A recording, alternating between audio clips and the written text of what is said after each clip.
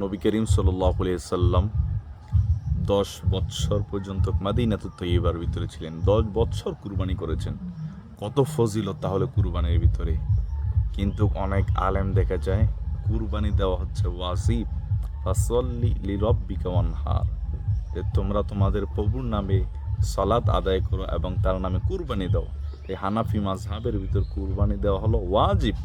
কিন্তু অনেকে বলে যে যে সব কিছুতেই দেখেন যে তারাবির সময় তারা বলে যে নবী করিম সাল্লাল্লাহু আলাইহি ওয়াসাল্লাম 8 রাকাত তারাবি পড়েছে, তাই আমরাও পড়ি, এবং নামাজের পরে মোনাজাত নাই, সব কিছু নবী করিম সাল্লাল্লাহু আলাইহি ওয়াসাল্লাম। নবী করিম সাল্লাল্লাহু আলাইহি ওয়াসাল্লাম যে 10 বছর পর্যন্ত মদিনাত তৈয়্যিবার ভিতরে কুরবানি করলো, তাহলে তারা এই কথা তারা কি, তাহলে তাহলে তারা কুরবানিকে কেন বলে, কুরবানি কেন ছেড়ে দেয়?